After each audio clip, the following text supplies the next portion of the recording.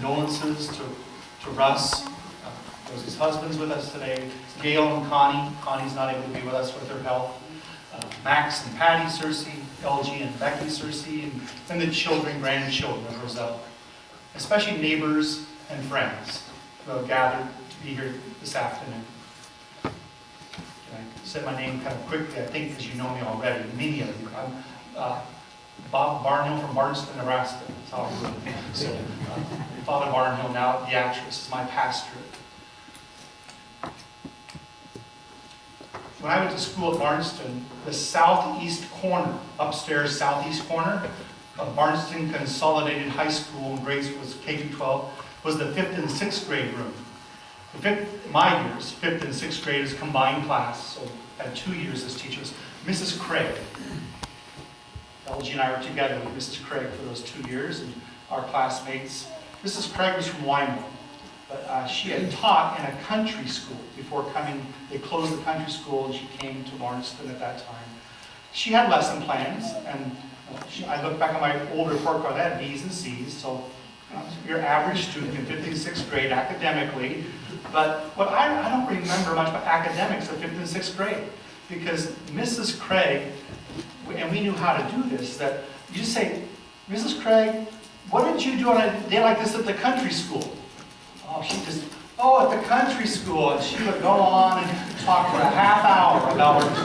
Mrs. Craig, don't you have a grandchild? Oh yeah, my grandchildren, and she would go on for. Mrs. Craig, she had many, so life's lessons. I remember that year, not for the silliness of it, but what I learned lessons in respect and values and courtesy and tradition and family and history. Mrs. Craig. Downstairs in the northeast corner of the school at that same time was the kitchen and the lunchroom, where there's Mrs. Searcey, Mrs. Rosie Searcey. Again, I don't remember if we called her Mrs. Searcey, but again, Mrs. Searcey was my neighbor. We farmed next to the Barnhills. Mrs. Searcey was my classmate LG's mother, so I knew her well. She went to the Catholic parish on Sundays. I saw Rosie Searcey 6 days a week, sometimes 7. We were up in LG's yard playing football. So Rosie Searcey was very much part of our lives also as the neighbors and that small school atmosphere, that I knew her, she knew me. I wrote this, I knew her, she knew me. I had to reflect on that a lot this weekend. I loved her, and she loved me. But we never said that to each other. But I know from just some more recent years also, she had just that love that a mother has, a neighbor has. Love of neighbor. Yesterday's gospel for the Sunday Mass at the Catholic Church was, they asked Jesus, what's the first commandment? He says, love your God. The second is like it, love your neighbor as yourself. There's no other commandment greater than these. Matthew chapter 22. So it's a good review for me yesterday that I knew her, she knew me. I loved her, and she loved me. In that atmosphere of who she was as neighbor and a teacher. That's why kind of my thought was, Mrs. Craig was a teacher upstairs, but Rosie Searcey was a teacher's status by way of us young ones, by what we learned. So I picked out 3 lessons for myself where her words and teachings reflecting the life of Rosie Searcey was a teacher of life. The meaning and purpose of life. What's life about? Who are we? Values, tradition, family, faith, history of Barnston and that whole area, as well as just neighborly, who we were southeast of Barnston. First, I put wife and mother. I asked Max, where this for sure. This is 4 pages of questions that Rosie was asked to write down answers to. I'm not sure how long ago. It's her handwriting. Question number 15, question number 15 was the one I picked to start with. What 3 events most shaped your life? How many of you what 3 things happened in Rosie's life? She answered it in like 6 words. My faith, my sons, marrying Russ. What shaped my life? My faith, my 3 sons, marrying Russ. She on to the next question. So that was just a beautiful way of, who was she as wife and mother? A farm wife and mother of Russ. If you know, Searcey on top of a hill. I'm sure Rosie knew how to shift that tractor to get up the hill with a load of grain as any farm wife would, or how to drive that truck and shift that a manual truck as a good farm wife has to do out of necessities. So Catholic, Christian, farm wife and mother. I think of those questions that she put down, and in that same way, it was question number 28 on this toward the end. It was interesting. I don't think she probably looked back and copied the same answer, but what are the 3 best decisions you ever made? Keeping my faith, marrying Russ, my 3 sons. So the 3 things for her: faith, wife, and mother.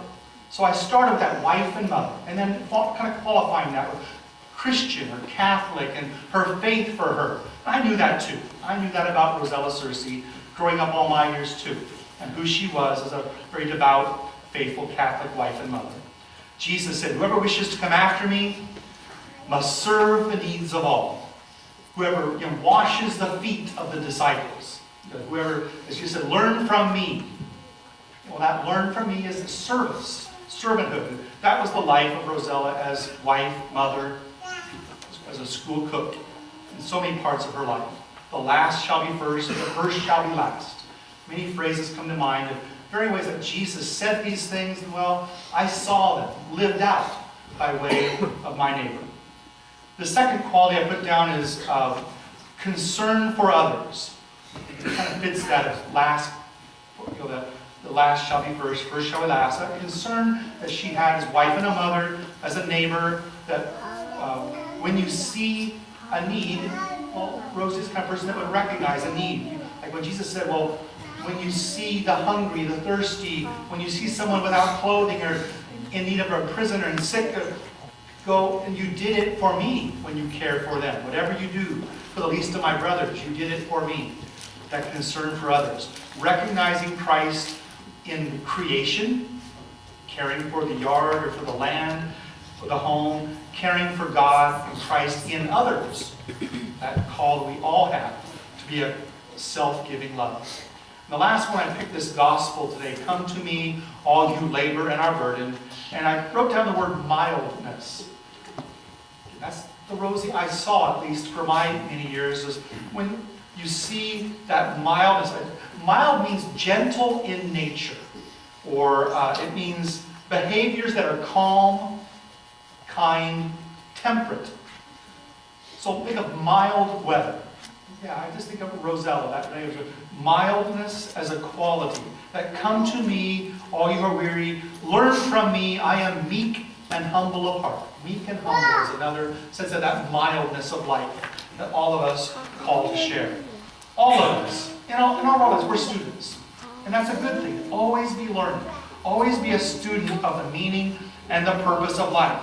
And at times, we are teachers, imparting that deep meaning and purpose of things we don't realize. That we're influencing a young mind and a young heart, a young neighbor boy, a grandchild, a great-grandchild.